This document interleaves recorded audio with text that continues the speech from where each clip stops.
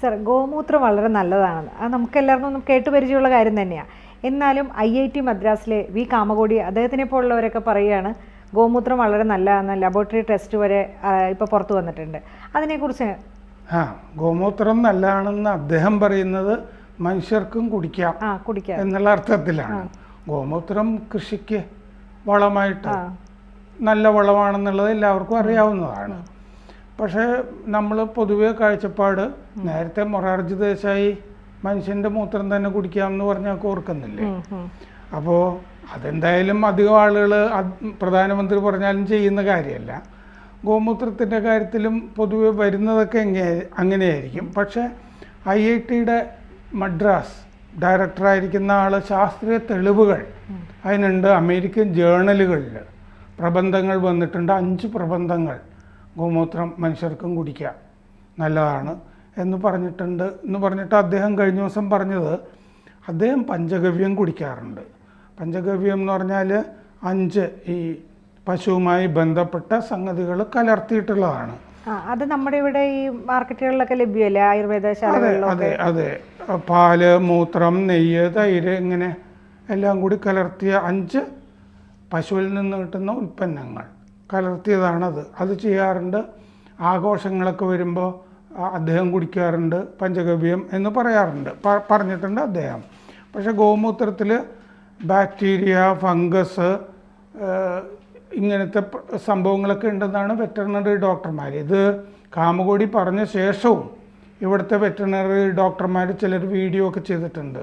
കുടിക്കരുത്, അരുത്, ഇതിൻ്റെ അകത്ത് അണുക്കളുണ്ടാവും, അസുഖം വരും എന്നൊക്കെ പറഞ്ഞിട്ടുണ്ട്.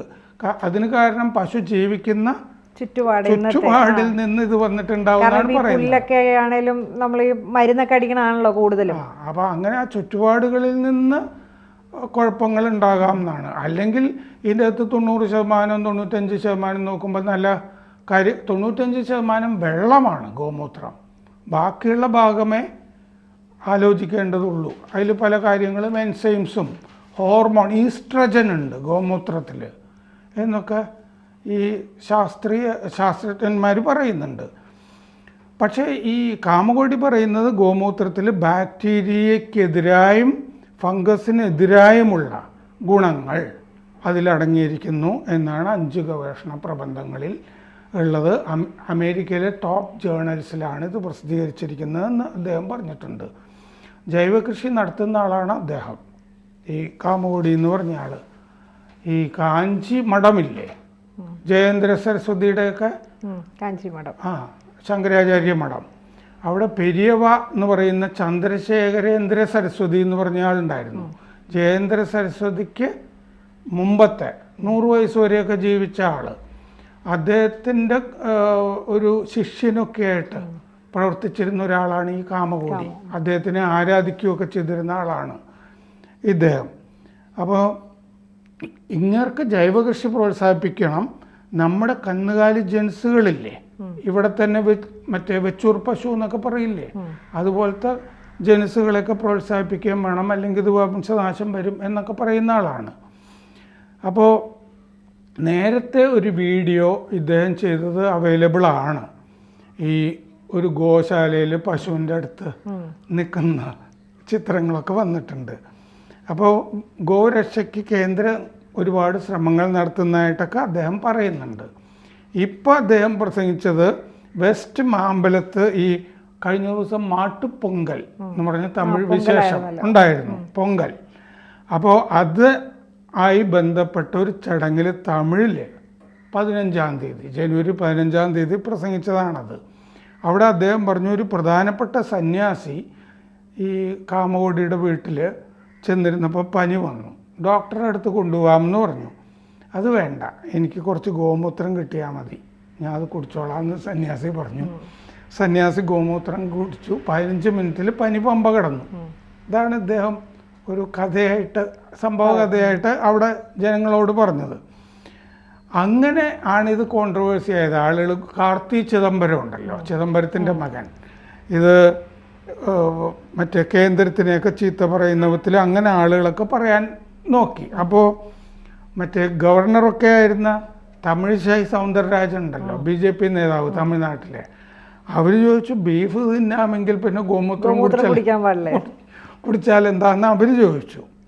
അപ്പോൾ ഈ സയൻറ്റിഫിക് ടെമ്പർ ഉള്ള ഒരാളാണ് ഈ കാമകോടി എന്നാണ് ഇതിന് ശേഷം അവിടുത്തെ ഫാക്കൽറ്റി അംഗങ്ങളും ഇദ്ദേഹത്തിൻ്റെ വിദ്യാർത്ഥികളൊക്കെ പറയുന്നത്. അദ്ദേഹത്തിന് അങ്ങനെ തെറ്റിദ്ധരിക്കേണ്ട കാര്യമൊന്നുമില്ല, എന്തെങ്കിലും മണ്ടത്തരം അങ്ങനെ പറയുന്ന ഒരാളൊന്നുമല്ല.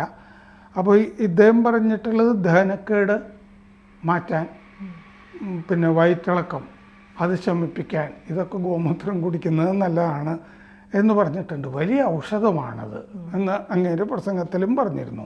പ്രത്യേകിച്ച് ജൈവ ഗോമൂത്രം എന്നും പറയുന്നുണ്ടെന്നുള്ളേ ഇതിൽ. അതിന് കൃഷിക്കുമൊക്കെ വേണ്ടി പറയുന്നതാണല്ലോ. ഇത് ബാലൻസ്ഡ് ആയിട്ടുള്ള റിവ്യൂ സാധാരണ സ്വീകരിക്കുന്ന ആളാണ് കാമകോടി എന്നാണ് IIT-യിലുള്ളവർ പറയുന്നത്. അപ്പോൾ അങ്ങേര് പറയുന്നത് മണ്ടത്തരമാകാൻ സാധ്യതയില്ല എന്നാണ് പറയുന്നത്. കാർത്തി ചിദംബരം മാത്രമല്ല, DMK-യുടെ പൊന്മുടി എന്ന് പറഞ്ഞയാളും ഇതിനെ വിമർശിച്ചിരുന്നു. എന്താന്ന് വെച്ച് കഴിഞ്ഞാൽ ഇത് ഈ സംഘപരിവാർ ആശയമാണ്, അത്യാവശ്യം സംഘപരിവാറിന്റെ കൂടെയൊക്കെ ചേർന്ന് നിൽക്കുന്ന ഒരാളാണ്. സനാതനം എന്ന് കേൾക്കുമ്പോഴേ വരുകൂടുന്ന ആൾക്കാരാണല്ലോ കൂടുതലോ. അതെ, സനാതനധർമ്മം പകർച്ചവ്യാധിയാണെന്ന് ഉദയനിധി നേരത്തെ പറഞ്ഞിട്ടുണ്ട്. പക്ഷേ തമിഴ്നാടിൻ്റെ നമുക്കിവിടെ ആനയാണല്ലോ നമ്മുടെ മുദ്രയായിട്ട് വരുന്നത്. തമിഴ്നാടിൻ്റെ മുദ്ര ഗോപുരമാണ്, ക്ഷേത്രം. അപ്പോൾ സനാതനധർമ്മമൊക്കെ അംഗീകരിക്കുന്ന ആളുകളാണ് അവിടെ ഉള്ളത്. അണ്ണാമലൈ പറഞ്ഞത് ഈ പൊന്മുടി ക്വാണ്ടം ഫിസിക്സിൽ ഒരു വിദഗ്ധനാണ്. അങ്ങേര് പറയുന്നത് തെറ്റിദ്ധരിക്കേണ്ട കാര്യമില്ല. അദ്ദേഹം ഗോക്കളെ ആരാധിക്കുന്ന ആളാണ്. ആരോടും അദ്ദേഹം ഗോമൂത്രം കുടിക്കണമെന്ന് ആവശ്യപ്പെട്ടിട്ടില്ല, അങ്ങനെ പറഞ്ഞിട്ടില്ല. ഉദാഹരണങ്ങളും കാര്യങ്ങളും വീട്ടിലൊരു സന്യാസി വന്നു, അദ്ദേഹത്തിന് അപ്പോൾ കൊടുത്തു കഴിഞ്ഞപ്പോൾ മാറ്റം ഉണ്ടായി.